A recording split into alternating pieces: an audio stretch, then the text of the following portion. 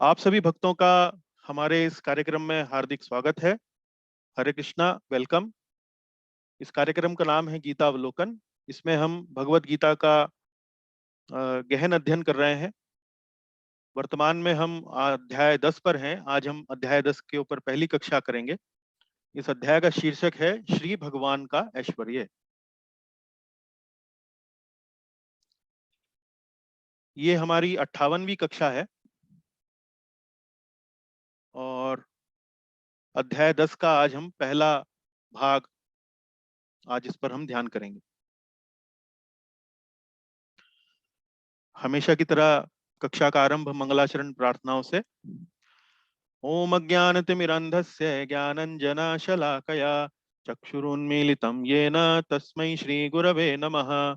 श्रीचैतन्यमनोभीष्टं स्थापितं येन भूतले स्वयं रूपः कदा मह्यं ददाति स्वपदान्तिकम्। वन्देऽहं श्रीगुरोः श्रीयुतपदकमलं श्रीगुरून् वैष्णवांश्च श्रीरूपं साग्रजातं सहगण रघुनाथान्वितं तं सजीवम् साद्वैतं सावधूतं परिजनसहितं कृष्णचैतन्यदेवं श्रीराधाकृष्णपादान् सहगण ललिता श्रीविशाखान्वितांश्च। हे कृष्ण करुणा सिंधो दीनबंधो जगत्पते गोपेश गोपिका कांत राधा कांत नमोस्तुते। तप्त कांचन गौरांगी राधे वृंदावनेश्वरी वृषभानुसुते देवी प्रणमामि हरिप्रिये। वाञ्छाकल्पतरुभ्यश्च कृपा सिन्धुभ्य एव च पतितानां पावनेभ्यो वैष्णवेभ्यो नमो नमः। जय श्री कृष्ण चैतन्य प्रभु नित्यानंद श्री अद्वैत गदाधर श्रीवासादि गौर भक्त वृंद। हरे कृष्णा कृष्णा कृष्णा हरे हरे, हरे राम राम राम हरे हरे। चलिए आज थोड़ा सा समय हम स्वागतम वाली स्लाइड पे बिताएंगे। बीच बीच में इस स्लाइड पे हम थोड़ा सा बल देते हैं ताकि जो लोग नए जुड़ते हैं हमारे साथ उनको थोड़ा सा कोर्स के बारे में पता रहे कि हम क्या कर रहे हैं। तो मेरा नाम है मैं आपका अध्यापक इस कोर्स का। मेरा नाम है केशव गोपाल दास, 48 वर्ष, विवाहित, बेंगलोर नगर में भारत के मैं रहता हूँ और यहीं पर एक कंपनी में इंजीनियर के पद पर कार्यरत हूँ। मेरा गीता का 15-16 वर्ष का लगभग अध्ययन है और पिछले कुछ समय से इस बात की प्रेरणा हुई कि गीता का अपना जो अध्ययन है, उसकी जो जानकारी है, उसको अपने अन्य लोगों के साथ उसको शेयर करूं, उसको साथ बांटूं। तो इसी संदर्भ में इस कोर्स का यहाँ पर निर्माण किया है, जो जिसमें हम भगवत गीता का गहन अध्ययन कर रहे हैं। इस कोर्स की अवधि लगभग 1.5 साल हमको लगता है लग जाएगा। अभी अभी हमने एक वर्ष पूरा किया है। लगभग 60% भगवत गीता पुस्तक का हमने श्लोकों के दृष्टिकोण से हमने उस पर अध्ययन पूरा कर लिया है और लगभग 35-40% अभी बाकी है। तो मैं समझता हूँ कि 6-7 महीना में हम बाकी का भी पूरा कर लेंगे। हमारी जो अध्यापन की शैली है उसमें हम भगवत गीता को कई प्रकार से पढ़ सकते हैं और जिस प्रकार का अध्यापन हम यहाँ पर कर रहे हैं, जिस प्रकार का टीचिंग का जो स्टाइल है वो ये है कि अध्याय के बाद अध्याय और श्लोक के बाद श्लोक, मतलब जिस प्रवाह में भगवत गीता में श्लोक आए हैं उसी प्रवाह में हम इन्हें पढ़ रहे हैं। और बीच बीच में हम कुछ कार्यशाला भी आयोजित करते हैं जिसमें जो हम पढ़ते हैं 6-7 कक्षाओं के बाद, उसी कक्षा के ऊपर आधारित कुछ प्रश्नों को हम आप सभी लोगों से पूछते हैं।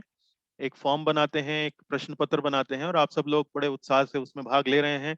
उससे मैं आशा करता हूं कि आपका जो सीखने का जो क्वालिटी है वो काफी अच्छी हो जाती होगी। बीच बीच में हम श्लोकों का स्मरण भी करने का प्रयास करते हैं भगवत गीता के। कोर्स की फीस, देखिए हमने भगवत गीता में ही पढ़ा है कि इस भौतिक जगत में फ्री में कुछ भी नहीं मिलता है, मुफ्त में कुछ भी नहीं मिलता है। कुछ ना कुछ करने के लिए कुछ ना कुछ खोना पड़ता है। एक एक शिष्य को या एक छात्र को अच्छे अंक लाने के लिए पूरी मेहनत करनी पड़ती है, अपना पूरा समय लगाना पड़ता है, पूरा यत्न करना पड़ता है। तो इसी तरीके से भगवत गीता को यदि हमें समझना है भगवत गीता से वास्तव में जीवन में यदि हमें लाभ लेना है तो देखिए आसानी से सरलता से नहीं हो पाएगा। इसके लिए आपका उत्साह चाहिए, आपका धैर्य चाहिए और आपका निश्चय चाहिए। उत्साह इसलिए कि भगवान के कार्य में हमें हमेशा ही सदैव ही उत्साह पूर्वक संलग्न होना चाहिए। धैर्य क्योंकि कई बार ऐसे श्लोक आप पढ़ेंगे, ऐसे बातें आप पढ़ेंगे जिनको आप पहली बारी में नहीं समझ पाएंगे, तो समझ में आने में उनमें थोड़ा समय लग सकता है। इसलिए थोड़े धैर्य की आवश्यकता भी। और निश्चय निश्चय ये रखिए कि मुझे वास्तव में भगवत गीता का ये जो 1.5 साल की अवधि का जो कोर्स है उसे मुझे पूरा करके ही वास्तव में चैन लेना है, बीच में नहीं छोड़ना है। तो निश्चय रखिए, धैर्य रखिए, उत्साह रखिए। जीवन में हर कार्य के लिए ये तीनों बातें आवश्यकता हैं, तो आध्यात्मिक जीवन में तो और भी अधिक आवश्यक है। इसमें पाठ्य पुस्तक का जो हम प्रयोग कर रहे हैं वो है भगवत गीता यथारूप। ये इस्कॉन के संस्थापक आचार्य श्रील एसी भक्तिवेदांत स्वामी प्रभुपाद जी द्वारा टीका करी हुई पुस्तक है, जो मैं अभी आपके सामने स्क्रीन पर दिखा रहा हूँ। और आप अपनी आध्यात्मिक शंकाओं को कक्षा के दौरान भी पूछ सकते हैं, कक्षा के बाद भी पूछ सकते हैं, व्हाट्सएप जो हमने ग्रुप बनाया है उसके माध्यम से भी पूछ सकते हैं। आध्यात्मिक शंकाओं को के बारे में चर्चा करने में किसी प्रकार का संकोच ना करें, क्योंकि यदि शंकाएं रहेंगी तो चीजें समझ में नहीं आएंगी। तो जल्दी से जल्दी हो सके उन शंकाओं को पूछ के उनका निवारण करें। तो चलिए हम आज का ये अध्याय 10 के ऊपर जो अपना अध्ययन है उसको आरंभ करते हैं। और अध्याय 10 का ये जो मानचित्र है, अवलोकन मानचित्र, वो भी आपके सामने स्क्रीन पर दिखाया जा रहा है। इसमें 42 श्लोक हैं और भगवत गीता के हिसाब से एक लंबा अध्याय कहा जाएगा। इसमें 42 श्लोक हैं और इसको हमने 4 भागों में विभाजित किया है। तो पहला भाग है श्लोक संख्या 1 से लेकर श्लोक संख्या 7 तक, दूसरा भाग 8 से 11, तीसरा 12 से 18 और चौथा 19 से 42 तक। तो पहले से लेकर 7वें श्लोक तक भगवान श्री कृष्ण ने जिस विषय को लेकर आगे बढ़े हैं अर्जुन के सामने, वो ये बता रहे हैं अब अर्जुन को कि भगवान को जानना या श्री कृष्ण को जानना अपने प्रयासों से संभव नहीं है। श्री कृष्ण को जानना इतना सरल नहीं है। श्री कृष्ण एक व्यक्ति के रूप में उनको जानना इतना सरल नहीं है। तो श्री कृष्ण दुर्बोध हैं, उनका बोध कर पाना बड़ा कठिन है। और फिर ये बताते हैं कि वो सभी वस्तुओं का स्रोत हैं। इस जगत में जो भी आप देखते हैं सभी वस्तुओं का वो स्रोत है। हालांकि ये बात जो है वो अध्याय 7 से बताते आ रहे हैं, लेकिन इस अध्याय में वो कुछ नए आयाम, कुछ नई बातें और अर्जुन के सामने प्रस्तुत करेंगे। फिर 8वें से लेकर 11वें श्लोक तक हम 4 श्लोकों का अध्ययन करेंगे। और ये श्लोक वैष्णव आचार्यों ने इन्हें चतुश्लोकी गीता के नाम से इनको बताया है। चतुश्लोकी गीता मतलब गीता के वो 4 श्लोक जिसमें पूरी गीता का मर्म आप पढ़ सकते हैं, पूरी गीता का मर्म आप जान सकते हैं। तो 4 श्लोकों में 9वें अध्याय में भी हमने एक श्लोक पढ़ा था। 9वें अध्याय का अंतिम श्लोक 34वां श्लोक है, मनमना भव मद भक्तो। उस श्लोक को भी बताते हुए मैंने आपको ये बताया था कि ये एक श्लोक जो है वो भगवत गीता के सार का सार का सार का सार, इस प्रकार से मैंने आपको बताया था। और उसी प्रकार की भावना जो है 8वें से लेकर 11वें श्लोक में 4 श्लोकों के अंतर्गत भगवान श्री कृष्ण ने भगवत गीता का सार यहाँ प्रस्तुत किया है, जो शुद्ध भक्ति को बताता है। और यही भगवत गीता का सार है। 12वें से लेकर 18वें श्लोक तक अब तक अर्जुन भगवान श्री कृष्ण को ध्यान से सुनता आया है। और यहाँ अब एक ऐसी स्थिति आ जाती है जहां अब अर्जुन को ये एहसास होने लगता है कि वो जिस व्यक्ति से वार्तालाप कर रहा है वो वास्तव में बहुत ही एक विशेष व्यक्ति हैं। और जैसे ही उसको इस प्रकार का भाव आता है कि मैं तो परम भगवान, परम ब्रह्म से बात कर रहा हूँ वास्तव में, तब उसकी एक प्रतिक्रिया होती है। उसके संशय, जो युद्ध को लेकर जो भी उसके संशय हैं, वो अब दूर होने लगते हैं। और ऐसे में वो भगवान के सामने अब अपनी भावना जो है वो प्रकट करते हैं कि उनको अब क्या समझ में आया है, क्या उनके मन में क्या विचार चल रहे हैं। तो अब अर्जुन श्री कृष्ण की परम स्थिति को स्वीकार करते हैं कि ये परम भगवान है। और उस परम स्थिति को स्वीकार करने के बाद अर्जुन के मन में जो भावनाएं होती हैं वो अब भगवान के सामने यहाँ 12वें से लेकर 18वें श्लोक में वो अपनी भावनाएं भगवान के सामने प्रकट करते हैं। और फिर 19 से लेकर 42वें श्लोक तक भगवान श्री कृष्ण अपनी विभिन्न विभिन्न विभूतियों का वर्णन करते हैं, विभिन्न विभिन्न ऐश्वर्यों का, कि कैसे भगवान श्री कृष्ण को इस जगत में हमें देखना चाहिए। है, हम कहते हैं, कई बार लोग कहते हैं भगवान को दिखाओ हमें, है भगवान कहाँ है, कहाँ उपस्थित है, हमें दिखाओ। तो भगवान बताते हैं कि उनकी विभूतियों के द्वारा आप भगवान को जान सकते हैं, समझ सकते हैं। तो ये अध्याय 10 का अवलोकन मानचित्र है। इस पर हम थोड़ी सी चर्चा और करेंगे आगे आने में, लेकिन कक्षा में भीतर जाने से पहले हम पिछली कक्षा का जैसे हर बार एक स्मरण करते हैं। तो 9वें अध्याय के 29वें से लेकर 34वें श्लोक में हमने पिछली बार क्या पढ़ा, उसका जरा सा एक जल्दी से स्मरण कर लें। तो मुख्य तौर पर हमने पिछली कक्षा में जो हमने पढ़ा था उसमें वास्तव में भगवान की शुद्ध भक्ति के बारे में हमने उनका गुणगान, भगवान की शुद्ध भक्ति का गुणगान हमने 29वें से लेके 34वें श्लोक में पिछले अध्याय के वो सब हमने जानकारी ली थी। और भगवान श्री कृष्ण 29वें श्लोक में अर्जुन को बताते हैं कि देखो भाई, मैं वैसे तो सभी के लिए समान हूं, लेकिन भक्त के लिए मेरे हृदय में एक विशेष स्थान रहता है। फिर यहाँ पर हमने देखा कि समान का अर्थ क्या है और विशेष स्थान का अर्थ क्या है। हमने दो उपमाएं दी कि जैसे वर्षा, जब बादलों से वर्षा गिरती है धरती के ऊपर, तो वो ये नहीं देखती कि वो कहीं अच्छे स्थान पे गिर रही है या बुरे स्थान पे गिर रही है, वो हर जगह समान रूप से गिरती है। तो इसी प्रकार से भगवान भी हर एक के लिए समान है।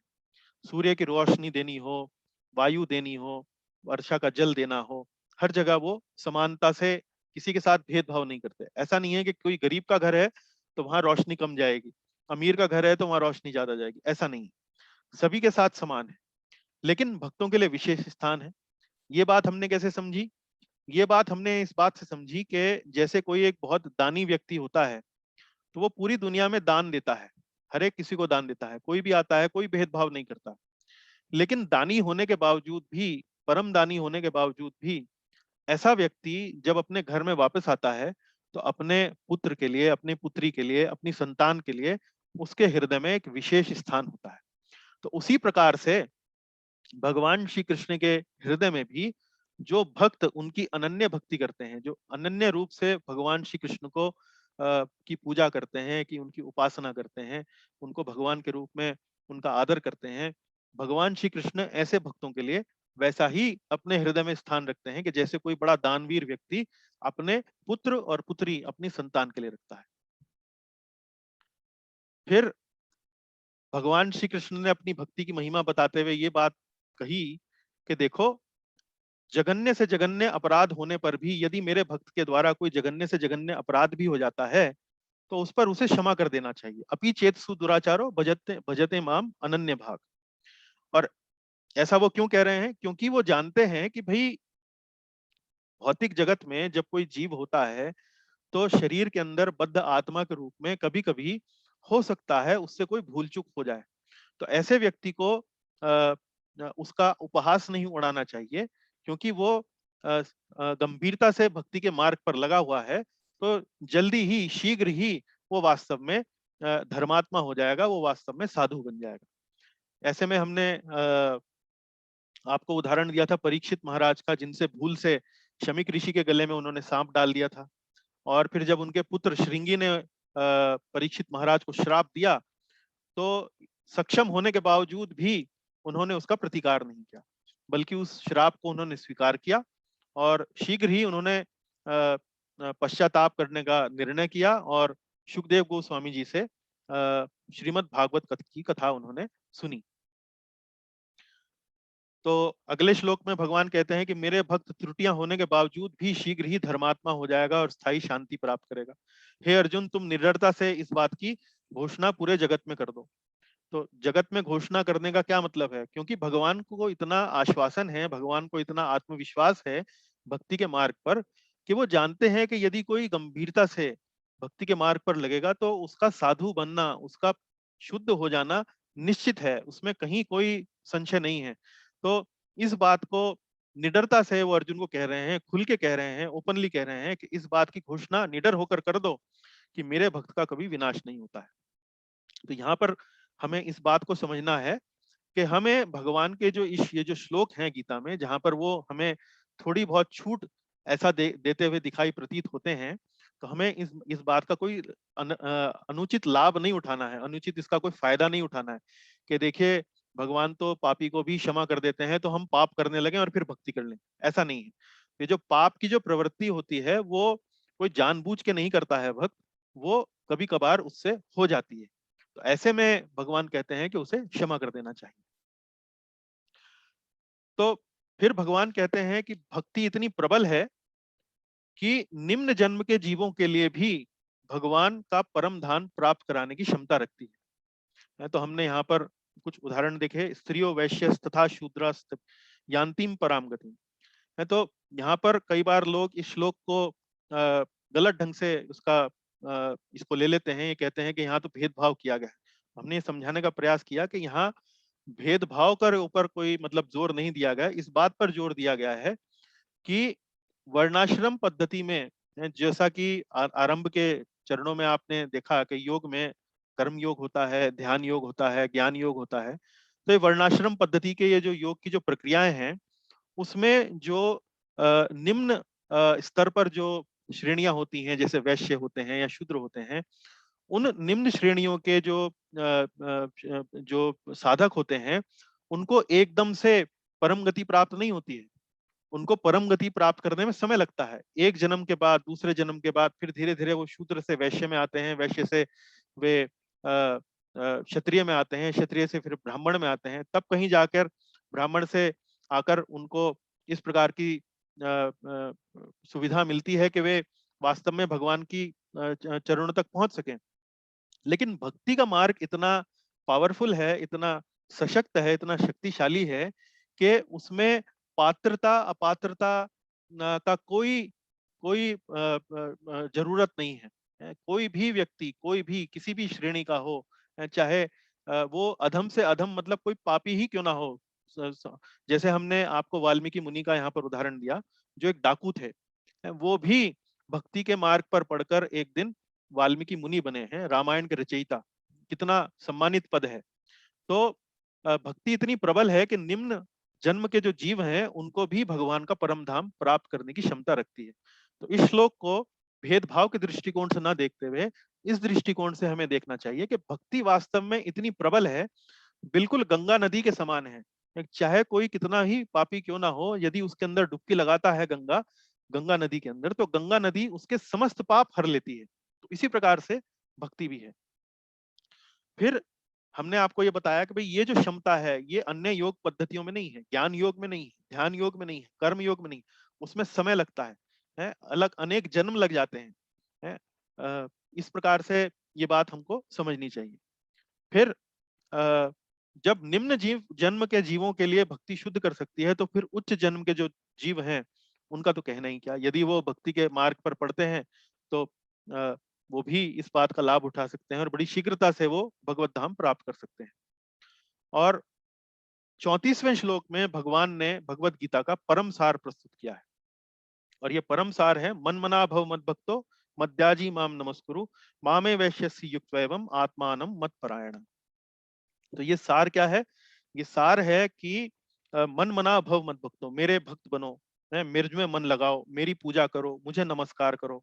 और यदि तुम ऐसा करते हो तो मैं तुम्हें गारंटी देता हूं कि तुम इस जन्म के बाद मेरे पास आओगे, निश्चित रूप से ये समझ लो।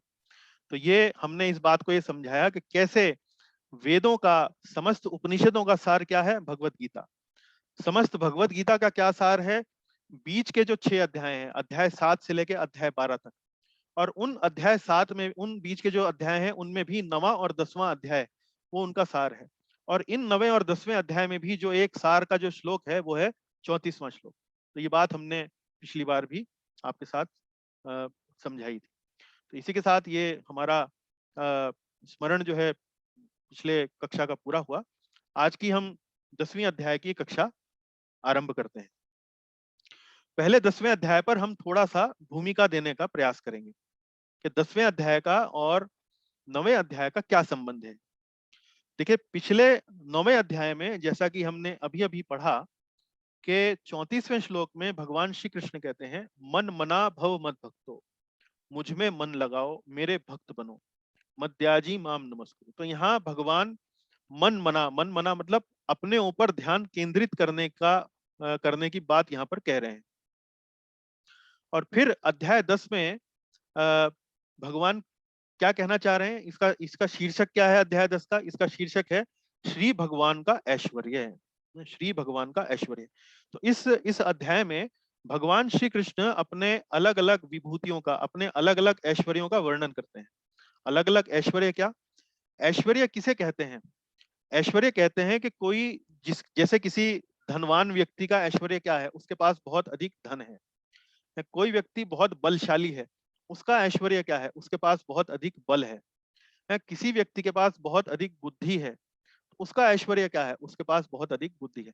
इस प्रकार से जब भी हमारे पास कोई एक ऐसी वस्तु होती है जिसके कारण संसार के अन्य लोगों का आकर्षण हमारी तरफ और बढ़ता है, मान लीजिए कोई व्यक्ति बहुत सुंदर है, तो ये उसका ऐश्वर्य हो गया।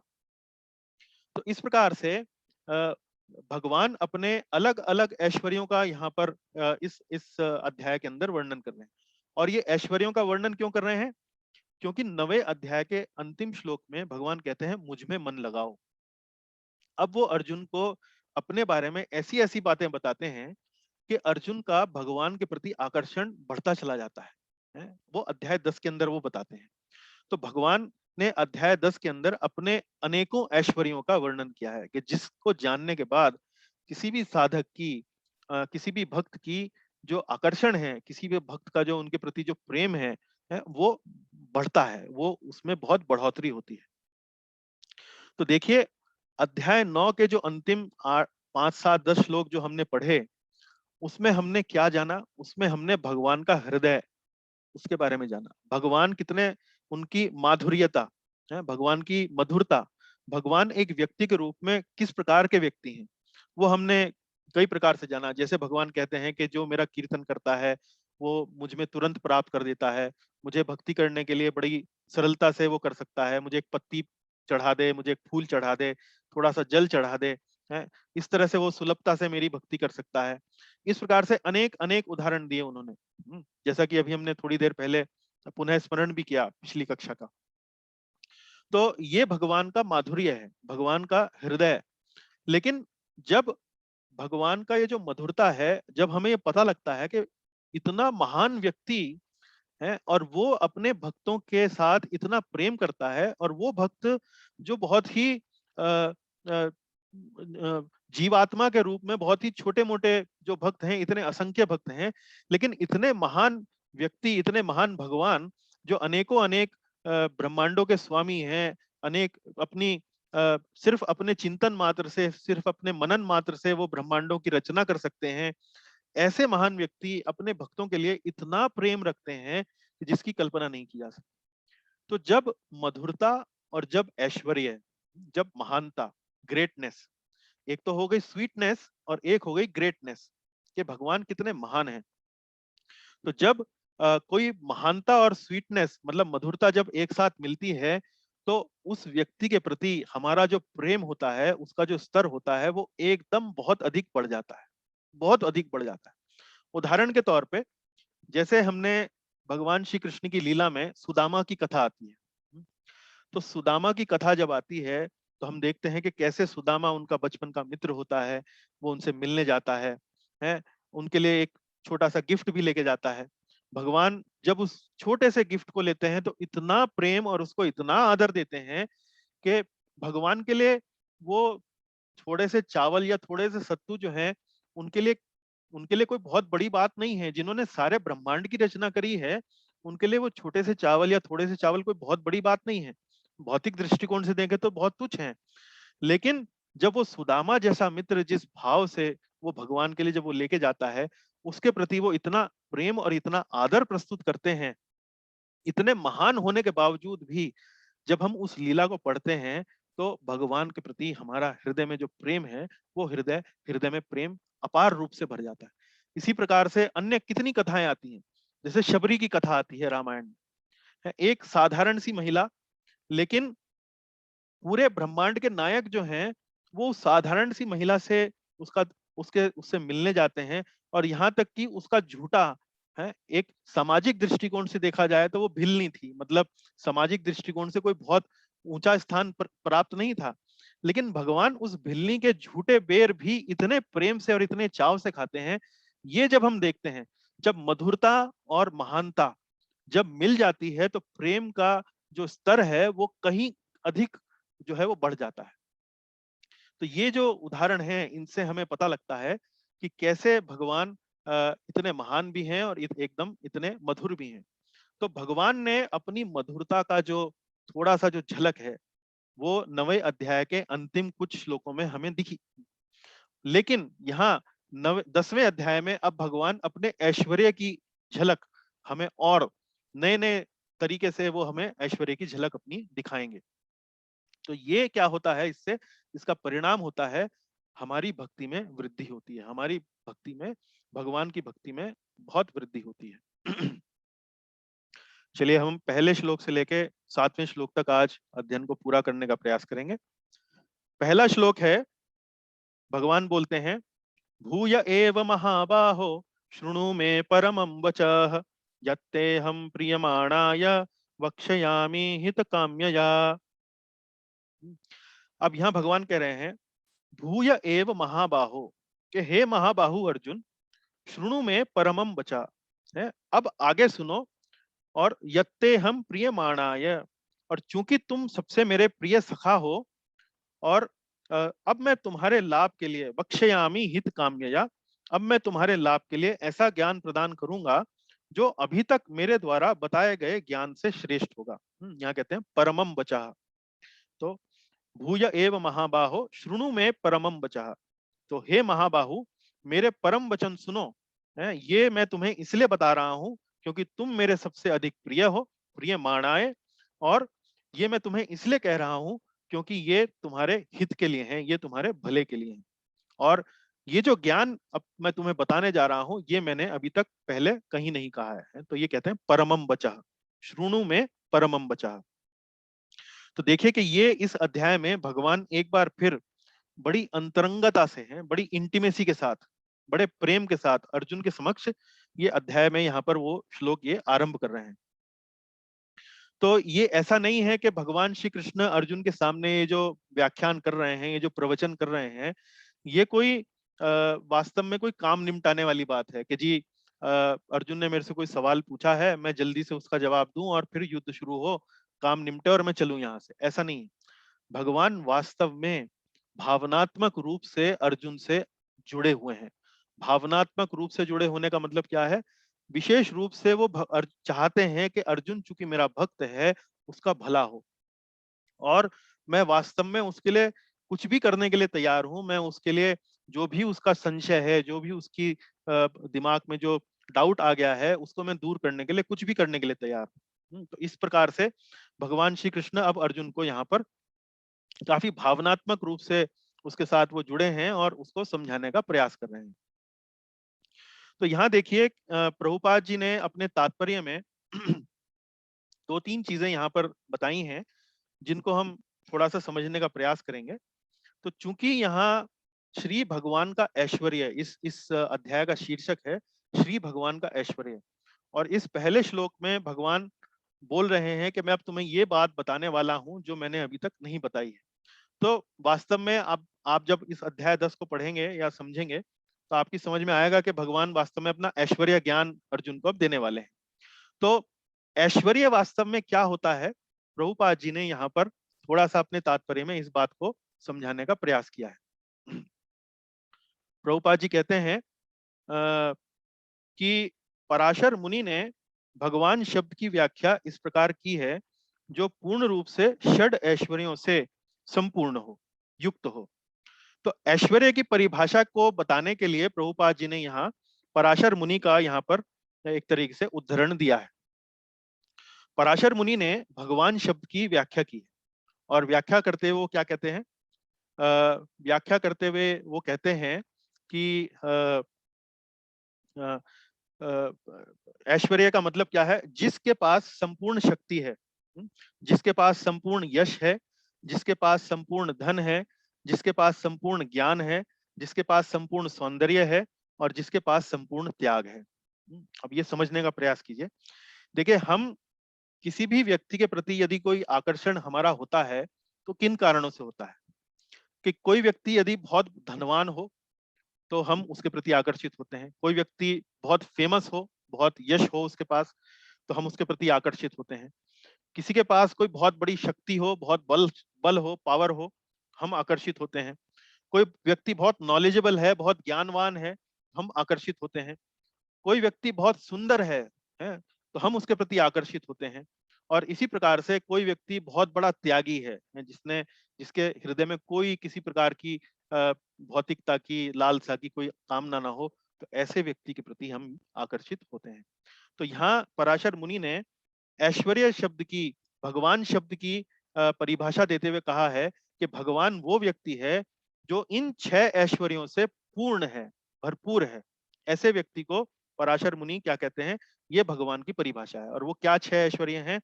संपूर्ण शक्ति, संपूर्ण यश, संपूर्ण धन, संपूर्ण ज्ञान, संपूर्ण सौंदर्य और संपूर्ण त्याग। तो इस पूरे जगत के अंदर ये 6 बातें अगर किसी एक व्यक्ति के अंदर 100% हैं, संपूर्ण हैं, तो वास्तव में वे कौन हैं? वे हैं भगवान श्री कृष्ण। तो ये ऐश्वर्य समझाने का प्रयास करें। और इसी प्रकार का ऐश्वर्य आप देखेंगे कि भगवान श्री कृष्ण ने अध्याय 10 के अंदर अर्जुन को वो समझाने का प्रयास करते हैं। और दूसरी चीज, प्रभुपाद जी अपने तात्पर्य में एक और चीज यहाँ पर बोलते हैं अंत में। प्रभुपाद जी यहाँ बोलते हैं कि ज्यो ज्यो भगवान के विषय में कोई सुनता है, त्यों त्यों वह भक्ति में रमता जाता है। मनुष्य को चाहिए कि भक्तों की संगति में भगवान के विषय में सदा श्रवण करे, इससे उसकी भक्ति बढ़ेगी। तो यहाँ पर देखिए श्लोक के अंदर क्या है? भूय एव महाबाहो श्रृणु में परमम वचः। श्रृणु, श्रृणु मतलब सुनना, कि मेरे बारे में सुनो। तो वास्तव में भगवान के प्रति प्रेम बढ़ाने का फॉर्मूला क्या है? निरंतर भगवान के बारे में सुनना है, भगवान के बारे में जानकारी प्राप्त करना, भगवान की लीलाओं के बारे में सुनना, भगवान की दर्शन के बारे में सुनना। कहाँ से सुनना?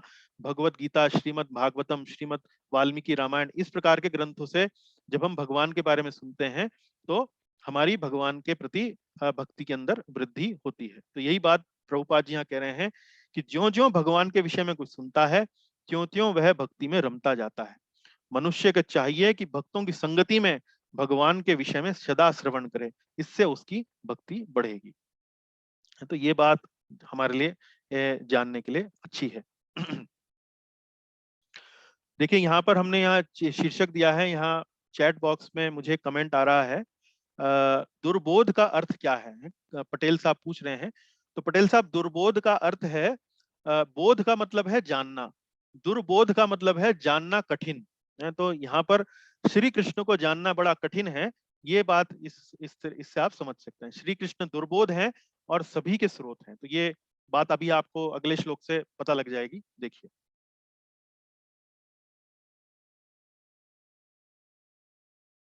यहाँ पर अब दूसरे श्लोक में भगवान श्री कृष्ण क्या कहते हैं? यहाँ पर इस श्लोक में कह रहे हैं, श्री कृष्ण को कोई नहीं जानता और ये भगवान श्री कृष्ण जो हैं वो सभी के रहस्यमयी स्रोत हैं। देखिए श्लोक पढ़ूंगा मैं। न मे विदुः सुरगणाः प्रभवं न महर्षयाः अहमादिर्हि देवानां महर्षीणां च सर्वशाः। न मे विदुः सुरगणाः प्रभवं न महर्षयाः अहमादिर्हि देवानां महर्षीणां च सर्वशाः। न मे विदुः सुरगणाः। सुरगणा मतलब देवतागण। सुर, सुर बोलते हैं देवताओं को, असुर बोलते हैं जो देवताओं के विपरीत होते हैं स्वभाव में, उन्हें असुर बोलते हैं। तो न तो न में विदुः, विदु मतलब जानना, न में विदुः सुरगणाः प्रभवम न महर्षयः, और न महर्षि गण मेरी उत्पत्ति या ऐश्वर्य को जानते हैं। प्रभवम मतलब उत्पत्ति या ऐश्वर्य। अहम आदिर ही देवानाम महर्षीणाम च सर्वशः। क्योंकि मैं सभी प्रकार से देवताओं और महर्षियों का कारण स्वरूप हूँ। तो यहाँ थीम क्या है इस श्लोक की? श्री कृष्ण को कोई नहीं जानता, भगवान श्री कृष्ण वास्तव में सभी के रहस्यमयी स्रोत हैं। रहस्यमयी क्यों? क्योंकि जानता नहीं है कोई कि भाई मेरे स्रोत ये हैं, मेरे स्रोत भगवान श्री कृष्ण हैं। ये बात सभी लोग नहीं जानते हैं। और ऐसा भगवान क्यों कह रहे हैं कि कि वो कृष्ण को नहीं जानते? क्योंकि देवतागण और महर्षिगण कहाँ से आए हैं? देवतागण और महर्षिगण का आने का जो स्रोत है वो क्या है? वो भगवान श्री कृष्ण ही है। तो ये बात समझिए कि मान लीजिए जैसे हमारा जन्म हमारे माता पिता से होता है, ठीक है ना? हमारा जन्म हमारे माता पिता से होता है।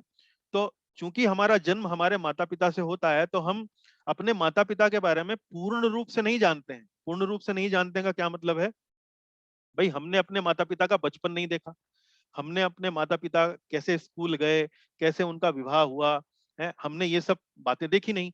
तो हम माता पिता से जब हम हमारा जन्म होता है तो हम नहीं जानते उनको बल्कि माता पिता हमारे बारे में, हम ये कह सकते हैं कि हमारे बारे में सब कुछ जानते हैं या हमारे बारे में सबसे ज्यादा जानते हैं। कैसे? क्योंकि हमारा जन्म होता है उनसे, है वो बचपन से ही हमें पालते हैं पोसते हैं, हमारी एक एक बात को समझते हैं, हमारा एक एक व्यवहार को, वो आदत को उनको उनको मालूम रहता है। लेकिन तो ये कहने का तात्पर्य ये है कि जो स्रोत है उसको जानना पूर्ण रूप से, यदि स्रोत से कोई वस्तु उद्भूत होती है, उद्गम होता है, तो जो वस्तु जिसका उद्गम होता है स्रोत को पूर्ण रूप से जानना उसके लिए संभव नहीं होता है, क्योंकि वो तो आया ही स्रोत से है? लेकिन स्रोत के लिए उस वस्तु को जानना आसान है, सरल है, क्योंकि वो उसके सामने ही उसको उसका उद्गम हुआ है, उसका जन्म हुआ है। तो श्री कृष्ण को कोई नहीं जानता। क्यों नहीं जानता? क्योंकि सभी कुछ तो श्री कृष्ण से आया है, इसलिए श्री कृष्ण को पूर्ण रूप से कोई भी नहीं जानता है। तो वही चीज यहाँ बोल रहे हैं, न मे विदुहु सुरगणः प्रभवम न महर्षय। न तो देवतागण और महर्षिगण मेरी उत्पत्ति या ऐश्वर्य को जानते हैं, क्योंकि मैं सभी प्रकार से देवताओं और महर्षियों का कारण स्वरूप हूँ। क्योंकि देवी देवता जो आते हैं, महर्षिगण जो आते हैं, वास्तव में मुझसे ही आते हैं। तो यहाँ प्रभुपाद जी यहाँ लिख रहे हैं अपने तात्पर्य में, जैसा कि ब्रह्म संहिता में कहा गया है, भगवान कृष्ण ही परमेश्वर हैं, उनसे बढ़कर कोई नहीं है, वे समस्त कारणों के कारण हैं। यहाँ पर भगवान स्वयं कहते हैं कि वे समस्त देवताओं तथा ऋषियों के कारण हैं। तो यहाँ प्रभुपाद जी किस तरीके से समझाने का प्रयास कर रहे हैं कि देखिए ब्रह्म संहिता क्या है? ब्रह्म संहिता में ब्रह्मा जी की भगवान के प्रति जो प्रार्थनाएं हैं वो लिखी हुई हैं, और उन प्रार्थनाओं में ब्रह्मा जी ने भगवान को अलग अलग प्रकार से उनकी उपासना करी है, उनका गुणगान किया है। और उसी ब्रह्म संहिता में एक श्लोक आता है, ईश्वर परम कृष्ण सच्चिदानंद विग्रह अनादिर आदिर गोविंदा सर्व कारण कारणम। ईश्वर परम कृष्ण, अगर कोई परम ईश्वर है तो वो कौन है? श्री कृष्ण है। और अनादि आदिर गोविंदा, अनादि अनादि मतलब उनसे पहले और कोई नहीं है, आदिर गोविंदा सबसे पुराने वही हैं, सर्व कारण कारणम वही सबके कारण हैं। और यही बात प्रभुपाद जी यहाँ तात्पर्य में लिख रहे हैं कि जो ब्रह्म संहिता में ब्रह्मा जी ने कहा, वही वास्तव में भगवान श्री कृष्ण स्वयं अपने लिए यहाँ पर कह रहे हैं। क्या कह रहे हैं? न मे विदुहु सुरगणः प्रभवम न महर्षया अहम आदिर ही देवानाम महर्षिणाम च सर्वशः। और यही बात अगर आप श्रीमद् भागवतम पढ़ेंगे तो श्रीमद् भागवतम का जो पहला श्लोक है उसे यदि आप ध्यान से पढ़ेंगे, उसमें भी यही बात लिखी है। वहां क्या लिखा है? ओम नमो भगवते वासुदेवाय। मतलब वहां पर व्यास देव जो हैं वो किसकी किससे पूजा करके आरंभ करें? ओम नमो भगवते वासुदेवाय। उसके बाद क्या कहते हैं? जन्माद्यस्य यतोः, जन्माद्यस्य यतोः जन, ओम नमो भगवते वासुदेवाय। मैं उन भगवान वासुदेव को प्रणाम करता हूँ, उन वसुदेव के पुत्र वासुदेव श्री कृष्ण को प्रणाम करता हूँ। जन्माद्यस्य यतः, जहां से हर चीज उद्भूत हुई है, जहां से हर वस्तु का जन्म हुआ है। तो यही बात भागवतम में भी आती है। फिर यहाँ एक दूसरी बात भी है, वो ये कहते हैं कि न तो देवतागण और न महर्षिगण मेरी उत्पत्ति या ऐश्वर्य को जानते हैं। कि देवतागण और महर्षिगण मुझे जानते नहीं है, मेरी उत्पत्ति कैसे हुई, मेरा ऐश्वर्य क्या है, वह देवतागण और महर्षिगण जानते नहीं है। तो ये बात हम कैसे समझ सकते हैं? ये भी श्रीमद् भागवतम के पहले श्लोक से आप समझ सकते हैं। वहां पर व्यासदेव पहले श्लोक में प्रार्थना करते हुए कहते हैं, मुह्यंति यत् सूर्यः, मुह्यंति यत् सूर्य, मुह्यंति मतलब मोहित हो जाते हैं, सूर्यः, सूर्यः मतलब देवी देवता, मुह्यंति यत् सूर्यः, कि देवी देवता भी जिन वासुदेव को देखने में, समझने में भ्रमित हो जाते हैं, मोहित हो जाते हैं, ऐसे वासुदेव श्री कृष्ण को मैं उनका ध्यान करता हूं, उनको मैं प्रणाम करता हूं, उनको मैं नमस्कार करता हूं। तो ये श्रीमद् भागवतम का पहला श्लोक है, जिससे यही भाव प्रकट होता है जो यहाँ 10वें अध्याय का जो दूसरा श्लोक है उसमें ये बात प्रकट होती है। एक अन्य तरीके से भी हम इस चीज को समझ सकते हैं, और संभवतः ये शायद ज्यादा सरल होगा। आपने कथाएं सुनी होंगी भागवतम में, जैसे गोवर्धन लीला की जो कथा आती है, तो गोवर्धन लीला की कथा में इंद्र जो हैं वो भगवान श्री कृष्ण को जब वो अपने पिता नंद महाराज को इस बात के लिए प्रेरित करते हैं कि हमें इंद्र की नहीं गोवर्धन की पूजा करनी चाहिए है, तो इंद्र समझ नहीं पाता है कि ये जो छोटा सा जो बालक है ये वास्तव में भगवान है, और वो अपने अहंकार में आकर वहां पर ब्रजवासियों के ऊपर बहुत वर्षा करता है। भगवान उसका अहंकार को नष्ट करने के लिए गोवर्धन पर्वत अपनी छोटी उंगली पर उठा लेते हैं, और फिर इंद्र आकर उनसे क्षमा याचना करता है। तो ये एक कथा है जिसका उदाहरण देके आप इस बात को समझ सकते हैं कि न मे विदुहु सुरगणः प्रभवम न महर्षया। फिर एक और उदाहरण दिया जा सकता है, एक और कथा आती है भागवतम में ही, ब्रह्म विमोहन लीला की कथा आती है, जहां पर ब्रह्मा जी ये देखकर अचंभित हो जाते हैं कि इस छोटे से बालक ने इस अघासुर जैसे बड़े राक्षस का वध कर दिया, और वध करने के बाद अपने ग्वाल वाल मित्रों के साथ आराम से बैठकर भोजन प्राप्त कर रहा है। तो वो इस बात को चेक करने के लिए, इस बात को जांचने के लिए उनके मित्रों का अपहरण कर लेते हैं, और फिर भगवान ब्रह्मा जी को भी उचित एक प्रकार से उनको समझाते हैं, लीला करते हैं, कि जिससे ब्रह्मा जी को समझ में आ जाता है कि वास्तव में मैंने अपने आकलन में बहुत बड़ी भूल कर दी। तो न विदुहु सुरगणः प्रभवम न महर्षय, तो देवी देवता भी भगवान को पूर्ण रूप से नहीं जान पाते हैं। तो हम वास्तव में भगवान को अपने प्रयास से नहीं जान सकते हैं, उसके लिए हमें भगवान की कृपा चाहिए होती है, उसके लिए हमें भगवान की भक्ति करनी होती है। तो यही बात अब प्रभुपाद जी अपने तात्पर्य में लिखते हैं, वो कहते हैं, जो भगवान की अपरा शक्ति में है उन्हें ईश्वर की अनुभूति किसी शासन करने वाली शक्ति या निर्विशेष ब्रह्म रूप में होती है, किंतु भगवान को जानने के लिए दिव्य स्थिति में होना आवश्यक है। तो यहाँ इस कथन का प्रभुपाद जी का क्या तात्पर्य है? प्रभुपाद जी यहाँ कहना चाह रहे हैं कि जो लोग वास्तव में दिव्य स्थिति में नहीं होते, जो वास्तव में आध्यात्मिक रूप से उन्नत नहीं होते हैं, वो भगवान को लेके इतना तो समझ सकते हैं कि भगवान परम शक्तिशाली है, भगवान ग्रेट है, लेकिन भगवान वास्तव में मधुर है, भगवान वास्तव में इतने स्वीट हैं, ये बात उन लोगों की समझ में नहीं आ सकती है। तो आप देखेंगे कि जितने भी विश्व के अनेक बड़े बड़े धर्म हैं, उन अनेक बड़े बड़े धर्मों में इस बात की जानकारी अवश्य है, और इस बात की जानकारी भरपूर है कि भगवान कितने महान हैं। जैसे मुसलमान लोग क्या बोलते हैं, अल्लाह ओ अकबर, इसका अर्थ क्या हुआ? भगवान बहुत महान है, अल्लाह बहुत महान है। इस बात को तो समझते हैं, इस बात के अनेक जो दुनिया के जो धर्म हैं वो ये बात को समझते हैं कि भगवान कितने ग्रेट हैं, लेकिन भगवान कितने स्वीट हैं, ये इसकी जानकारी जो है विशेष रूप से वैदिक साहित्य में आपको अपार प्रचुर मात्रा के अंदर मिलती है, और आप यहाँ पर उसका थोड़ा सा आस्वादन यहाँ पर इन कक्षाओं में अध्याय 9 और अध्याय 10 में थोड़ा सा आप उसका सैंपल, थोड़ी सी आपको उसका झलक देखने को मिल रही है। चलिए अब अगला श्लोक देखते हैं। अब अगले श्लोक में भगवान इस बात को बताते हैं कि वास्तव में श्री कृष्ण को जानने के लाभ क्या हैं, वो यहाँ पर ये बताया गया है। तो भगवान कहते हैं कि मुझे जानने वाला वास्तव में सभी पापों से मुक्त हो जाता है। इसका अर्थ क्या है? श्लोक पढ़ेंगे पहले। यो मामजम अनादि च वेत्ति लोक महेश्वरम असम्मूढ़ समर्थ्येषु सर्व पापैः प्रमुच्यते।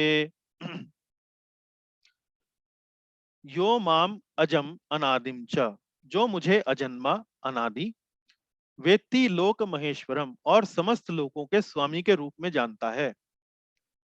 असम्मूढ़ा समर्थ्येषु, केवल वही मनुष्यों में मोह रहित, सर्व पाप ही प्रमुच्यते, इस जगत में समस्त पापों से मुक्त होता है। तो यहाँ पर भगवान क्या कह रहे हैं, जो मुझे अजन्मा अनादि, मैं अजन्मा हूं, अनादि हूं। अब यहाँ पर देखिए, आत्मा को लेके भी भगवान ने दूसरे अध्याय में बोला था कि आत्मा अजन्मा है, अनादि है, आत्मा शाश्वत है, न जाने कितनी पुरानी है। लेकिन भगवान में और आत्मा में या साधारण जीवात्मा में वास्तव में क्या अंतर हुआ, ये फिर भगवान आगे बोलते हैं, वेत्ति लोक महेश्वरम, कि मैं समस्त लोगों का महेश्वर हूं, मैं समस्त लोगों का स्वामी हूं। तो कोई जीवात्मा तो ये बात नहीं कह सकती कि मैं समस्त लोगों का स्वामी हूं। तो ये बात वेत्ति लोक महेश्वरम एक प्रकार से भगवान को और एक साधारण जीवात्मा को अलग करती है। और फिर भगवान कहते हैं, केवल वही मनुष्यों में मोह रहित इस जगत में समस्त पापों से मुक्त होता है, जो मुझे अजन्मा अनादि और समस्त लोगों के स्वामी के रूप में जानता है। तो यहाँ देखिए, भगवान ये बताने का प्रयास कर रहे हैं कि वास्तव में श्री कृष्ण जो है वही वास्तव में परम भगवान है, वही वास्तव में अजन्मा है, अनादि है और सभी लोगों के स्वामी है। और ये बात जानने से हम क्या है कि समस्त पापों से मुक्त हो सकते हैं।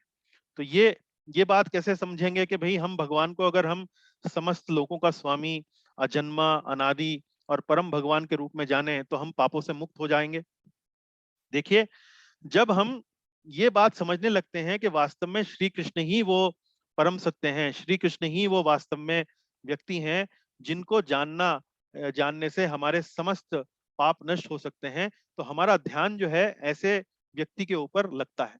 और चूंकि भगवान परम शुद्ध हैं, तो जब हम भगवान के ऊपर ही अपना ध्यान केंद्रित करते हैं और चूंकि भगवान परम शुद्ध हैं, तो धीरे धीरे भगवान की वो जो शुद्धता के जो गुण हैं वो हमारे चरित्र में भी आने लगते हैं। और वो कैसे होते हैं, जब हम भगवान के बारे में नित्य रूप से सुनते हैं, भगवान का गुणगान करते हैं, भगवान की प्रशंसा में कोई प्रार्थना गाते हैं, तो धीरे धीरे वैसे ही वो जो गुण है भगवान के अंदर, जो भगवान परम शुद्ध हैं, हर प्रकार के विकार से दूर हैं, वो धीरे धीरे वो जो गुण हैं वो हमारे अंदर भी वो उत्पन्न होने लगते हैं और हम भी अपने विकारों से धीरे धीरे दूर हो जाते हैं।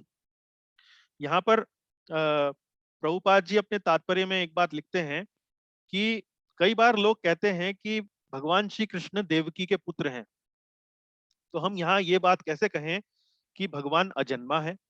एक तरफ तो लोग कहते हैं कि वो देवकी पुत्र हैं और दूसरी तरफ यहाँ पर श्लोक में कहा गया है कि वे अजन्मा है।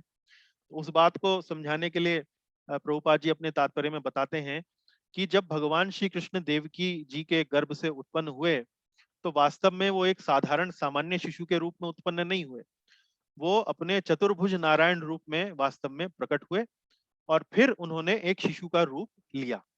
तो भगवान का जो जन्म था वो वास्तव में कोई एक सामान्य जो स्त्री और पुरुष के पुत्र के रूप में किसी का जन्म होता है, तो ऐसा कोई सामान्य जन्म नहीं था। तो इसलिए हम भगवान के जन्म को एक साधारण जन्म से तोलकर नहीं देख सकते हैं। और फिर यहाँ पर प्रभुपाद जी ये कहते हैं कि वास्तव में वही व्यक्ति श्रेष्ठ है जो यह जान लेता है कि कृष्ण ही भगवान है, प्रत्येक वस्तु के स्वामी और जो महेश्वर हैं, लोगों के जो महेश्वर हैं वो भगवान श्री कृष्ण ही हैं।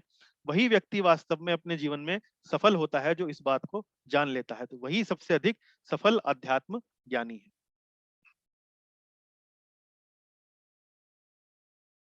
और इससे पहले भी जो हमने पिछले श्लोकों में, पिछले अध्यायों में जो चर्चा करी, उसमें हमने देखा कि कैसे भगवान इस बात की भर्त्सना करते हैं, इस बात की निंदा करते हैं कि जो लोग उन्हें साधारण मनुष्य की तरह समझते हैं। हैं? जैसे कि एक श्लोक आया था 9वें अध्याय में जिसमें मानुषिम तनुमाश्रितम, ऐसा वहां पर लिखा हुआ था। 9वें अध्याय का 11वां श्लोक है, मानुषिम तनुमाश्रितम। तो वहां पर भगवान कहते हैं कि ऐसे लोग जो हैं, जो ये सोचते हैं कि मैंने अब मनुष्य का रूप का आश्रय ले लिया है, तो वो मूर्ख हैं। तो उसी चीज को यहाँ पर दूसरे तरीके से भगवान श्री कृष्ण यहाँ कह रहे हैं कि वास्तव में यदि मुझे समझना हो तो मुझे समझना कैसे चाहिए कि मैं अजन्मा हूँ, अनादि हूँ और मैं ही समस्त लोगों का स्वामी हूँ।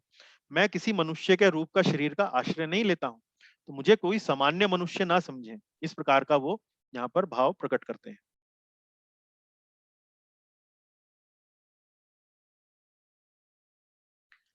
चलिए, अब ये चौथा और पांचवा जो श्लोक है, ये दो श्लोक एक साथ हैं, और इस श्लोक में भगवान श्री कृष्ण ने 19 गुणों का यहाँ पर वर्णन किया है, और हम बारी बारी से हर गुण के बारे में थोड़ा थोड़ा सा समझने का प्रयास करेंगे। तो ये श्लोक में गुणों का वर्णन करने के पीछे भगवान का वैसे भाव क्या है? भगवान का भाव ये है कि वास्तव में श्री कृष्ण सभी गुणों के स्रोत हैं। तो पहले के श्लोक में तो भगवान ये कह रहे हैं कि मुझे जानना सरल नहीं है, मुझे जानना संभव नहीं है। और यहाँ पर इन इन श्लोकों में बता रहे हैं कि अपनी विभूतियों का वर्णन कर रहे हैं, अपने ऐश्वर्य का वर्णन कर रहे हैं। वो ये बता रहे हैं कि मैं ही सभी गुणों का स्रोत हूँ। सभी गुण जो हैं वो वास्तव में मुझसे ही आते हैं, मुझसे ही उत्पन्न होते हैं। तो आप ध्यान कीजिए कि अध्याय 7 में उन्होंने किस तरह से व्याख्या करी थी। उन्होंने बताया था कि पृथ्वी, जल, अग्नि, वायु, आकाश, मन, बुद्धि, अहंकार, ये मेरी शक्तियां हैं। फिर जीव जो है वो भी मेरी शक्ति है। उसके बाद फिर उन्होंने कई उदाहरण दिए थे कि मैं तो वेदों में ओंकार हूँ, मैं तो जल का स्वाद हूँ, है, मैं तो पुरुष का जो उसकी प्रतिभा होती है, मैं उस पुरुष की प्रतिभा हूँ। इस प्रकार से उन्होंने 13-14 उदाहरण 7वें अध्याय में भी दिए थे। इसी प्रकार से उसी लिस्ट में अब और अधिक वो अपने ऐश्वर्य यहाँ पर अर्जुन को गिना रहे हैं, और उसी संदर्भ में अब वो बता रहे हैं कि जितने भी गुण आप देखते हो अपने चारों तरफ, बुद्धि, ज्ञान, क्षमा, सत्यता, है, सुख, दुख, जन्म, मृत्यु, अहिंसा, समता इत्यादि, ये जितने भी गुण आप देखते हैं वास्तव में उनका स्रोत क्या है? वो मैं ही हूं। तो भगवान श्री कृष्ण यहाँ कहते हैं, बुद्धिर्ज्ञानम सम्मोह क्षमा सत्यम दमा क्षमा सुखम दुखम भवो भावो भयम चा भयमेव च अहिंसा समता तुष्टि तपोदानम यशो यशाः भवन्ति भावभूतानां मत्त एव पृथक विधाः। तो ये 19 गुणों का वर्णन करने के बाद वो बोलते हैं कि जीवों के ये जो विविध गुण हैं ये मेरे ही द्वारा उत्पन्न हैं। भवन्ति भावा भूतानां मत्त एव पृथक विधाः। ये जो पृथक अलग अलग ये जो गुण हैं, पृथक पृथक जो गुण हैं, ये वास्तव में मेरे ही द्वारा उत्पन्न है। यहाँ थोड़ा थोड़ा करके, धीरे धीरे करके, जल्दी से हम ये जितने भी 19 गुण हैं उनके बारे में थोड़ा सा समझने का प्रयास करेंगे। बड़े ही उत्तम प्रकार से प्रभुपाद जी ने अपने तात्पर्यों में ये सब गुणों के बारे में यहाँ पर व्याख्या की है। देखिए, पहले कहते हैं बुद्धि। भगवान प्रभुपाद जी अपने तात्पर्य में क्या लिखते हैं कि बुद्धि का अर्थ क्या है? अंग्रेजी में बोलते हैं इंटेलिजेंस, बुद्धि। तो इंटेलिजेंट व्यक्ति कौन है, बुद्धिमान व्यक्ति कौन है? तो प्रभुपाद जी की डेफिनेशन क्या है, एक वैष्णव आचार्य की डेफिनेशन क्या है? देखिए, प्रभुपाद जी लिखते हैं कि जो व्यक्ति आत्मा और पदार्थ के अंतर को जानता है, जो व्यक्ति आत्मा और पदार्थ मतलब बॉडी और सोल, जो इसके डिफरेंस को जानता है, जो इसके अंतर को जानता है, वास्तव में वही बुद्धिमान है। वो ये जानता है कि आत्मा तो नित्य है और जो शरीर है वो अनित्य है। तो इसी प्रकार से वो अनित्य के पीछे नहीं भागता है जीवन भर, नित्य को साधता है, नित्य के पीछे लगता है, नित्य को ही साधने का प्रयास करता है। फिर प्रभुपाद जी लिखते हैं कि ये जो ज्ञान है, आत्मा और शरीर का ज्ञान, आत्मा और पदार्थ का जो ये भेद है, ये जो ज्ञान है, ये साधारण विद्यालयों में नहीं पढ़ाया जाता है, ना ही विश्वविद्यालयों में पढ़ाया जाता है। ये आपको भगवत गीता जैसे महान ग्रंथ में ही ये आपको शिक्षा जो है वो मिल सकती है। तो ये हो गई बुद्धि की परिभाषा। अब वे असम्मोह, असम्मोह मतलब संशय से रहित, असम्मोह मतलब संशय से रहित, ये जो तीसरी क्वालिटी है। असम्मोह का अर्थ अब प्रभुपाद जी यहाँ बता रहे हैं। असम्मोह, अच्छा, ज्ञान, ज्ञान और बुद्धि दोनों मिला के मैंने आपको बताया। बुद्धि का मतलब यह है कि आत्मा और पदार्थ का अंतर, और ये जो ज्ञान है यही वास्तव में इसी ज्ञान को यहाँ पर ज्ञान की संज्ञा दी गई है। और दूसरी जो तीसरी जो क्वालिटी है वो है संशय से रहित, असम्मोह। असम्मोह, संशय या मोह से मुक्ति तभी प्राप्त हो सकती है जब मनुष्य झिझकता नहीं है और दिव्य दर्शन को समझता है। वह धीरे धीरे निश्चित रूप से मोह से मुक्त हो जाता है। असम्मोह का मतलब, अब प्रभुपाद जी कह रहे हैं कि जिसको ये ज्ञान हो गया है कि वास्तव में आत्मा और पदार्थ का अंतर क्या है, और वास्तव में जीवन का परम लक्ष्य क्या है। जीवन का परम लक्ष्य है भगवान श्री कृष्ण के चरणों की प्राप्ति। तो ऐसा व्यक्ति किसी भी प्रकार के मोह से दूर हो जाता है, वो एकदम फोकस रहता है, उसको कोई डाउट नहीं है कि मुझे जीवन में क्या करना है। तो ऐसा व्यक्ति जो है उसको लिखा गया है असम्मोह। ऐसा व्यक्ति संशय से रहित है। फिर अगला जो गुण है क्षमा। क्षमा के लेकर प्रभुपाद जी क्या लिखते हैं, क्षमा का हमें अभ्यास करना चाहिए। और क्षमा का क्या अर्थ है? क्षमा का अर्थ है सहिष्णु होना, सहनशील होना, और अन्यों के छोटे छोटे अपराध उनको क्षमा कर देना।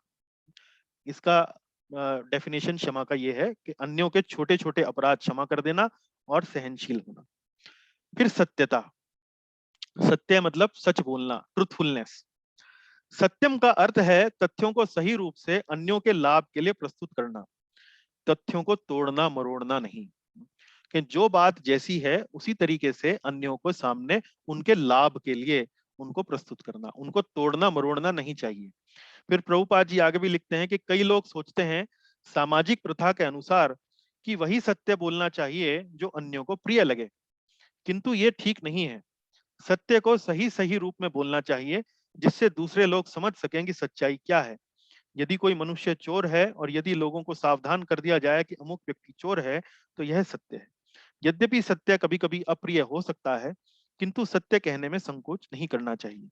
सत्य की मांग है कि तथ्यों को यथारूप में लोक हित के लिए प्रस्तुत किया जाए, यही सत्य की परिभाषा है। तो सत्य का मतलब प्रभुपाद जी कह रहे हैं किसी को प्रसन्न करने के लिए, चाटुकारिता के लिए नहीं कोई ऐसी बात बोलनी चाहिए कि भाई उसको प्रसन्नता हो जब ही बोलना चाहिए। तो बोलने का भी तरीका होता है सत्य का। तो तरीके से सामने वाले का हित में ध्यान रखते हुए यदि आप अच्छी भावना से सत्य बोलते हैं तो वास्तव में सत्य हमेशा लाभदायक होता है। फिर पांचवी दमह। दमह मतलब इंद्रिय निग्रह।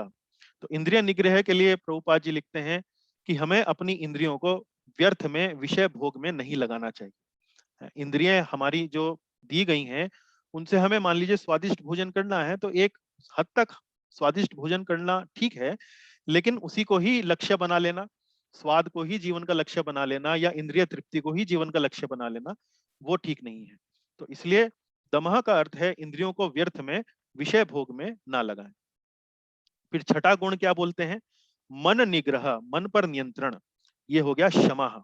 तो पहला था दमा, दमा मतलब इंद्रिय निग्रह, क्षमा मतलब मन का निग्रह, मन को नियंत्रण में करना। तो जब इंद्रियों को नियंत्रण में करने के लिए सबसे पहले तो मन को नियंत्रण में करना होता है। तो मन को नियंत्रण में करने का क्या तरीका है कि मन में अनावश्यक विचार ना लाएं, अनावश्यक विचारों को मन में स्थान ना दें।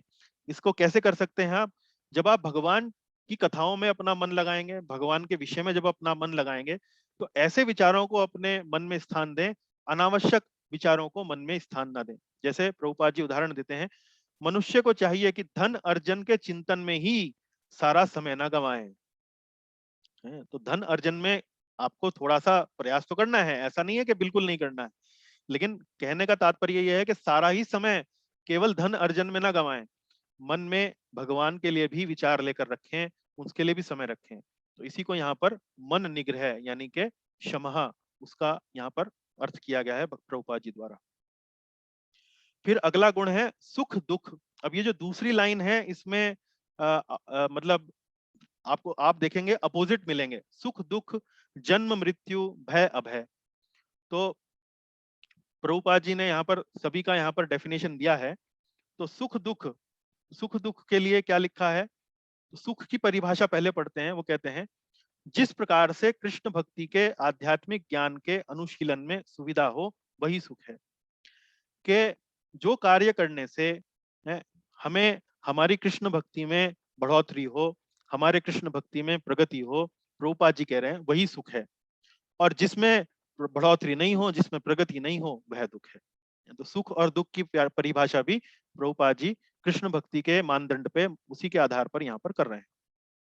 क्योंकि वास्तव में जीवन का परम लक्ष्य क्या है? जीवन का परम लक्ष्य तो भगवान के चरणों की प्राप्ति है।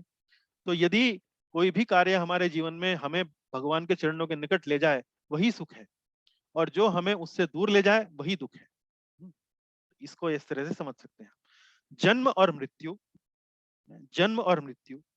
तो जन्म और मृत्यु का अर्थ यहाँ पर क्या है कि जन्म तथा मृत्यु का संबंध इस भौतिक जगत में शरीर धारण करने से है।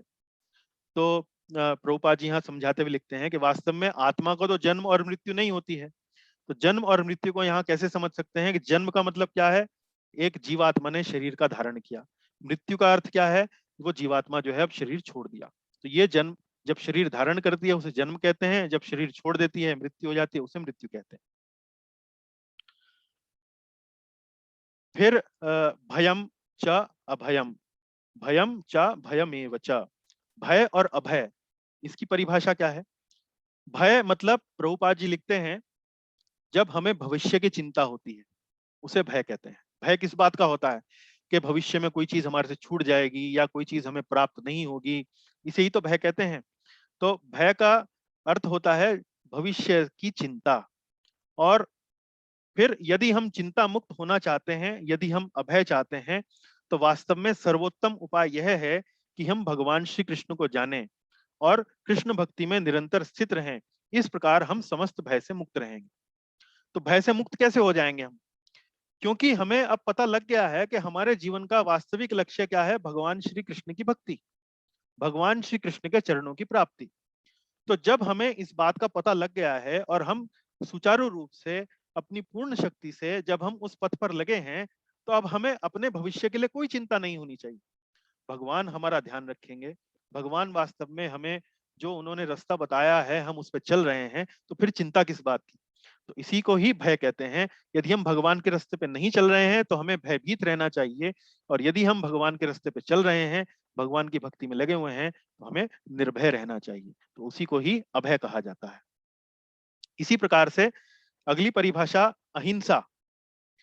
अहिंसा प्रभुपाद जी तात्पर्य में बताते हैं, अहिंसा का अर्थ होता है अन्यों को कष्ट ना पहुंचाया जाए है। या फिर आगे वो कहते हैं कि अहिंसा का अर्थ है कि मनुष्यों को इस प्रकार से प्रशिक्षित किया जाए कि वे इस मानव देह का पूरा पूरा उपयोग कर सकें। और मानव देह का पूरा उपयोग क्या है, मानव देह का पूरा उपयोग है भगवान की भक्ति में लगना। यही मानव देह का पूरा उपयोग है। तो अहिंसा मतलब यदि कोई व्यक्ति, यदि कोई संस्था है, यदि कोई गुरु इस बात को नहीं सिखाता है कि मानव देह का पूरा उपयोग यदि तुम्हें करना है तो तुम्हें भगवान की भक्ति करनी है, तो वास्तव में ऐसा व्यक्ति, ऐसी संस्था, ऐसा अरेंजमेंट जो है वो वास्तव में हिंसात्मक है।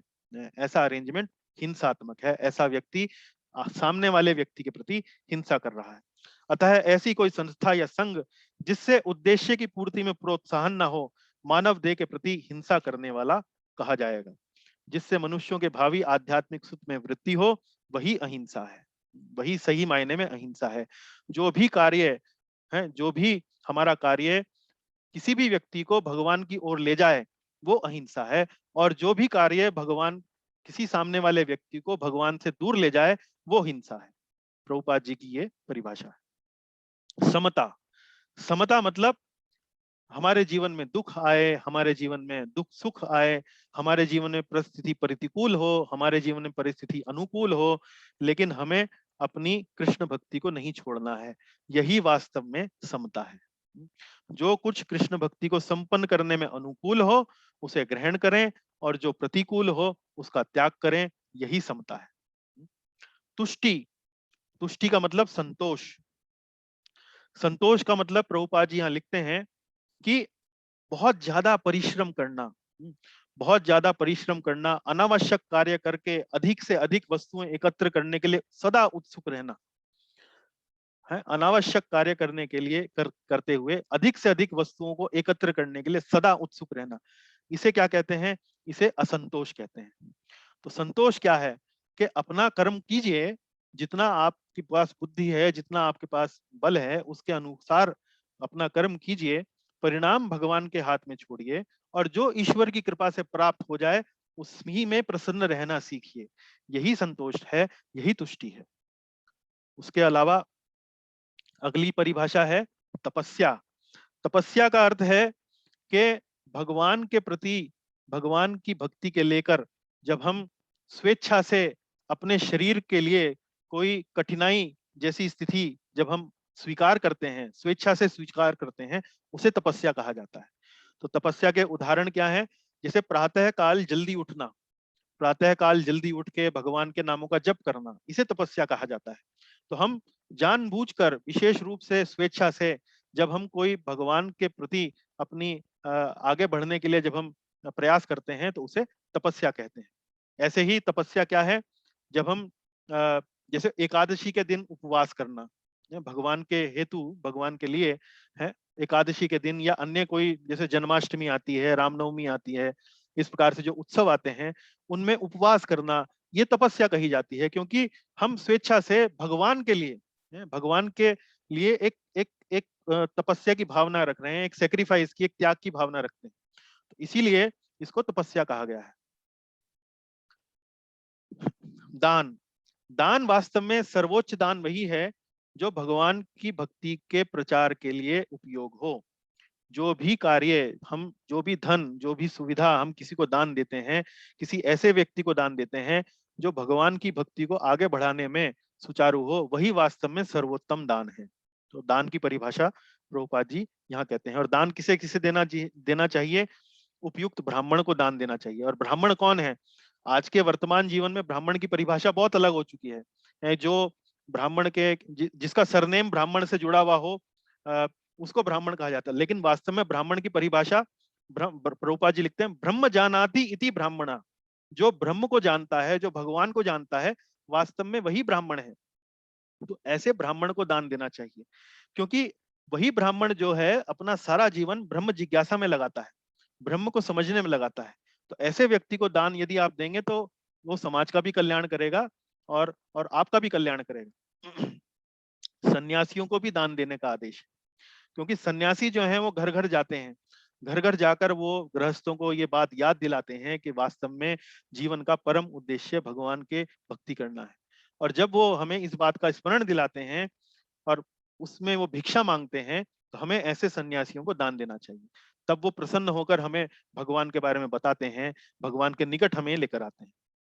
और इसी तरीके से यश और अपयश, यश और अपयश, यदि भक्ति करते हुए आपका यश फैलता है, आप यशस्वी होते हैं, 10 लोग आपका गुणगान करते हैं, 10 लोग आपको जानते हैं, समझते हैं, एक किस किस रूप में कि ये तो एक कृष्ण का अच्छा भक्त है, ये तो एक कृष्ण का विनम्र भक्त है। यदि आपकी पहचान इस तरीके से समाज के अंदर है तो वास्तव में वही यश है। और यदि आपकी पहचान ऐसी नहीं है तो वही अपयश है, वही अपयश है। तो इसी प्रकार से आप देख सकते हैं कि ये 19 जो हमने यहाँ पर अलग अलग भगवान श्री कृष्ण कहते हैं कि श्री कृष्ण सभी गुणों के स्रोत हैं। इन सभी गुणों के आधार पर हम इनकी अलग अलग परिभाषा, जैसा प्रभुपाद जी ने अपने तात्पर्यों में भगवत गीता यथारूप इस पुस्तक में जो उन्होंने करी है, उनको हम देखकर, पढ़कर हम समझ सकते हैं कि वास्तव में इन गुणों का अर्थ क्या है। तो आज मैं समझता हूँ आज की कक्षा में समय यहीं पर काफी हो गया है, तो हम 5वें श्लोक तक ही आज की अपनी ये चर्चा को रखेंगे। इसके बाद हम अपनी जो चर्चा है वो अगले सत्र में करते हैं। और अभी मैं यहाँ पर कक्षा को विश्राम देता हूँ, और प्रश्न उत्तर कोई यदि आपके हो, टिप्पणी कोई हो, तो हम वो कर सकते हैं। बहुत बहुत धन्यवाद। श्रीमद् भगवद गीता की जय। श्रील प्रभुपाद की जय।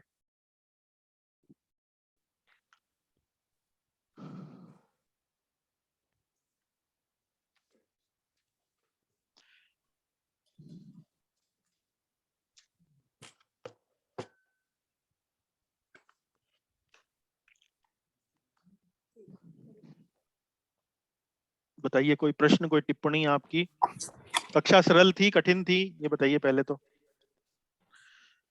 सरल ही थी आज। माफ कीजिए, मैंने कहा सरल ही थी आज। सरल थी। चलिए। हेलो, हरे कृष्णा। यस हरीश प्रभु, बताइए। बहुत बढ़िया था, बहुत सरल था, और आपने जिस तरीके समझा है वो बहुत सरल था, नहीं तो कठिन था। अच्छा अच्छा, चलिए हम जय भगवान मित्तल जी से पूछते हैं। वो आज हमसे पहली बार जुड़े हैं मेरठ से। प्रभु जी कोई आपका प्रश्न है? कक्षा हरे आपको? कृष्णा, हरे कृष्णा। हाँ ऐसा है जी, बड़ा अच्छा लगा आपका जो बहुत सिंपल भाषा में आपने समझाया है। जी अक्सर हम भी समझाते रहते हैं इन चीजों को कि अपने जो है आपके जो गुण हैं, क्या तुम्हारे अंदर गुण है, क्या गुण है, क्या मन है, क्या चित्त है, क्या अहंकार है, इस बारे में चर्चा करते रहते हैं, योग करते रहते हैं। जी तो जी इसलिए जो है हमें तो पूरी जानकारी है इस चीज के बारे में। जी तो बड़ा जी अच्छा जी था। जी।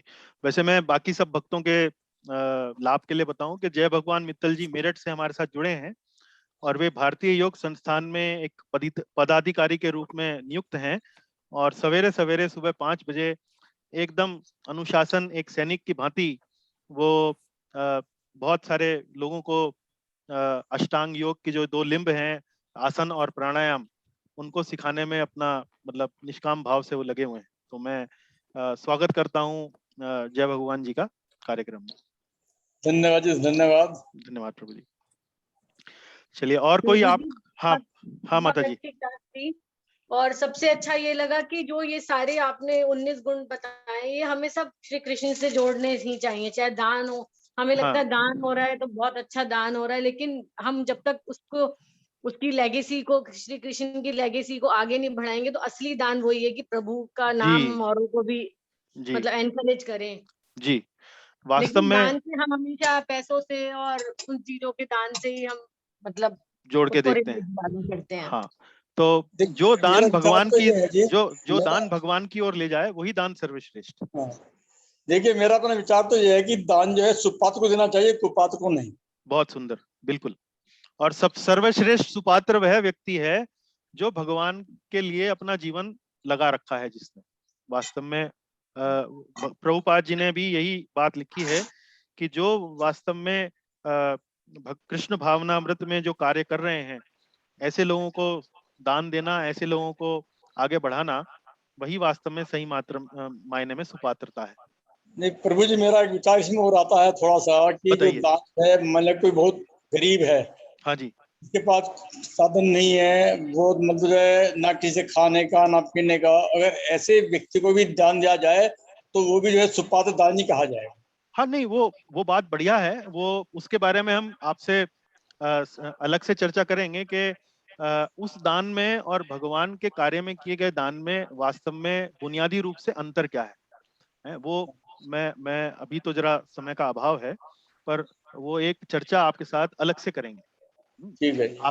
आपकी भावना की मैं कदर करता हूँ, और पर उसके बारे में हम चर्चा अलग से करेंगे। हाँ जी, कि मानव सेवा और माधव सेवा, इसमें क्या अंतर है? मानव सेवा सर और माधव सेवा।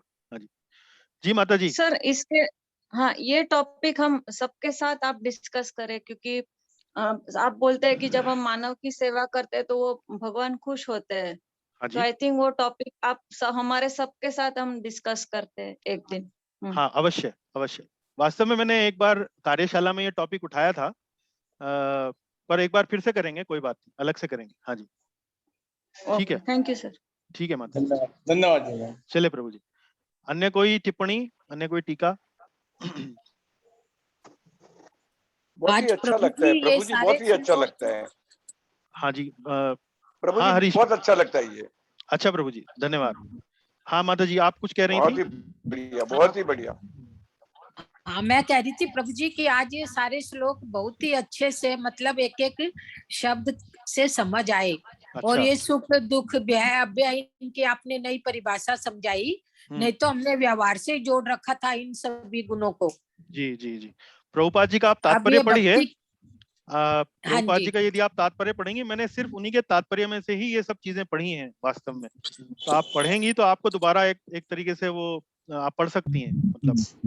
हाँ ठीक है। अच्छा प्रभु हाँ जी, आज मुझे बहुत अच्छा जो ये लगा कि प्रभु तो महान है ही, पर वो हाँ मधुर है, वो बहुत हाँ अच्छा लगा मुझे। हाँ, ये वैदिक सभ्यता में ही है ये जानकारी, बहुत वैदिक। बहुत बढ़िया लगा ये। हाँ जी, वैदिक साहित्य में ही आपको भगवान का ये रूप देखने को मिलता है, वरना बाकी जितने भी धर्म हैं वो आपको ये बताएंगे कि भगवान महान है, शक्तिशाली हैं, परम कंट्रोलर हैं, करेक्ट, लेकिन भगवान राइट। वास्तव में बड़े मधुर हैं और वास्तव में अपने भक्तों से बहुत अधिक प्रेम करते हैं, ये आपको वैदिक साहित्य में ही मिलेगा। लीला, बहुत बढ़िया, बहुत बढ़िया, बहुत बढ़िया सर, भगवान की लीला। Absolutely good. हाँ जी, चलिए मैं एक चीज एक बार और, सुशीला गुप्ता जी, माता जी आपको भी कक्षा में आनंद आ रहा है, आप समझ पा रही हैं? संजीव प्रभु वेलकम, तृप्ति जी वेलकम। हरे कृष्णा प्रभु जी, दंडवत प्रणाम। हाँ प्रभु जी, सब ठीक ठाक? एक्सेलेंट, वेरी नाइस एक्सप्लेनेशन, बहुत सुंदर एज यूजुअल। बहुत बढ़िया एक्सप्लेनेशन ग्रोथ रहती है आपका लेक्चर सुनने के बाद हर चीज। चलिए प्रभु, धन्यवाद, बहुत बहुत धन्यवाद। चलिए फिर आज की हम कक्षा यहीं विश्राम देते हैं। मनीष प्रभु, आपका कोई कमेंट, आपका कोई प्रश्न? नहीं, वेरी नाइस। आप तो वैसे भी दूसरी बार सुन रहे हैं। करेक्ट, रिवीजन हो रहा है मेरा। रिवीजन हो रहा है आपका, ठीक है जी। ठीक है, चलिए तो फिर यहीं कक्षा आज समाप्त करते हैं, विश्राम देते हैं। अगली कक्षा में पुनः एक बार फिर 6वें श्लोक से आगे बढ़ेंगे। बहुत बहुत धन्यवाद। हरे कृष्ण प्रभु जी। हरे कृष्ण प्रभु हरे जी। कृष्ण जी। हरे कृष्ण। हरे कृष्ण प्रभु। हरे कृष्ण जी। हरे कृष्ण प्रभु जी। हरे कृष्ण जी। हरे कृष्ण।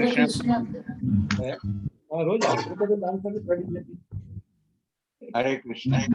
हरे कृष्ण गोपाल मामा जी। हरे कृष्णा प्रभु जी। हरे कृष्ण इला जी, थैंक यू। हाँ जी, हरे कृष्णा।